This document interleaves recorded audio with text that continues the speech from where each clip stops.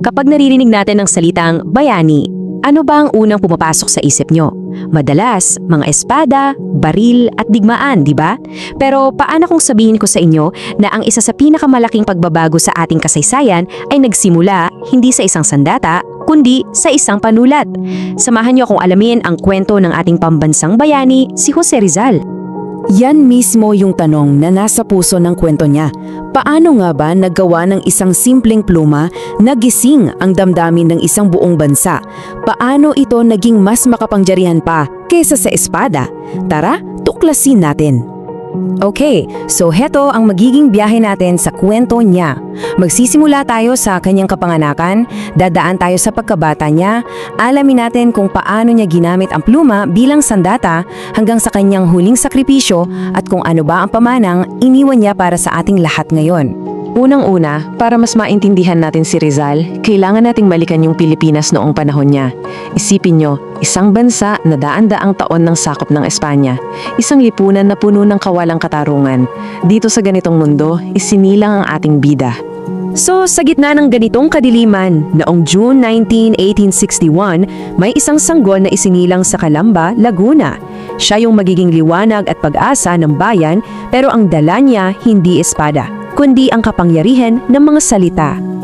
Ngayon, silipin naman natin yung mga unang hakbang ni Pepe. Yan yung palayaw niya.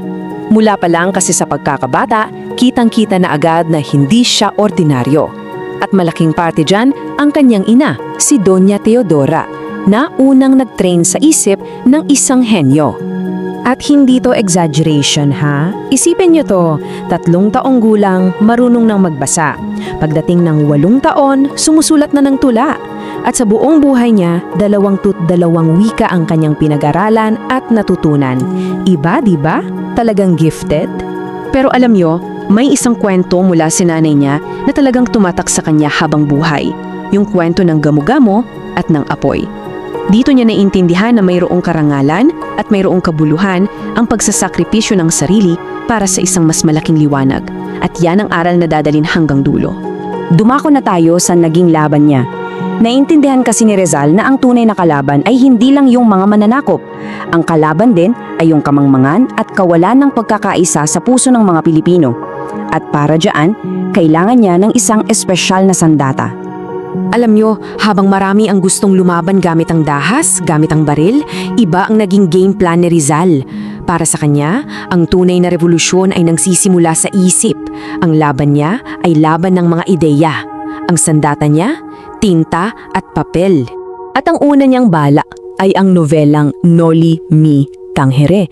Dito, buong tapang niyang sinabi, ihahawi ko ang tabing na nagtatakip sa kasamaan. Inilantad yung mga cancer ng lipunan, yung korupsyon, yung pang-aabuso, yung pagkukunwari ng mga nasa kapangyarihan. Ito yung unang malakas na sampal niya. Pero hindi siya tumigil doon. Sumunod yung mas madilim at mas mapaghamong el filibusterismo.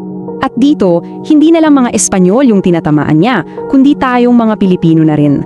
Nagtanong siya, para saan pa ang kalayaan kung yung mga alipin ngayon ay sila ring magiging malupit na pinuno bukas?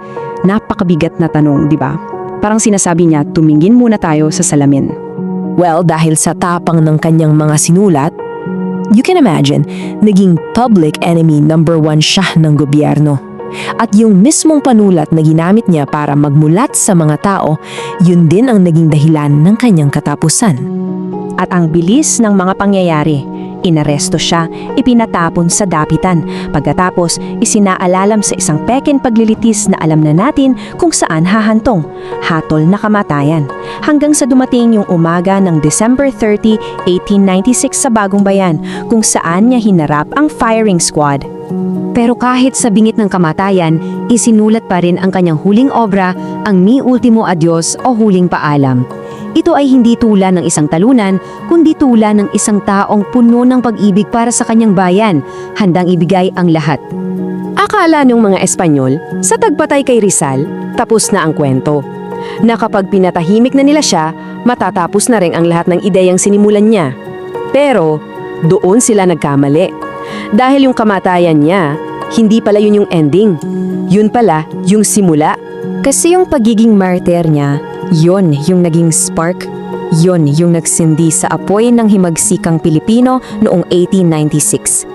Ang kanyang sakripisyo ang naging mitya na lalong nagpaalab sa pagnanais nating lumaya. Kaya sa huli, si Rizal ang naging simbolo ng ating pagkakaisa. Ang buhay niya ang nagbigay inspirasyon sa mga revolusyonaryo. Ang mga sinulat niya ang nagturo sa atin na hindi lang tayo mga Tagalog, Bisaya o Ilocano, kundi tayo ay iisang bansa, mga Pilipino.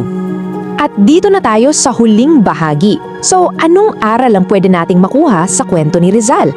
Ano ba talaga ang ibig sabihin ng kabayanihan, lalo na para sa atin ngayon?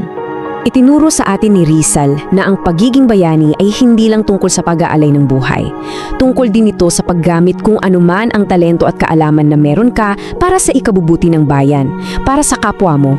Kaya, iiwan ko sa inyo ang tanong na ito. Ngayon, ang pluma mo ay maaaring yung social media account mo, yung sining mo, yung kaalaman mo sa teknolohiya, o yung simpleng pagtulong sa komunidad mo. Ang tanong, paano mo gagamitin ang sarili mong pluma para maging parte ng solusyon at makatulong sa pagbuo ng isang mas mabuting Pilipinas?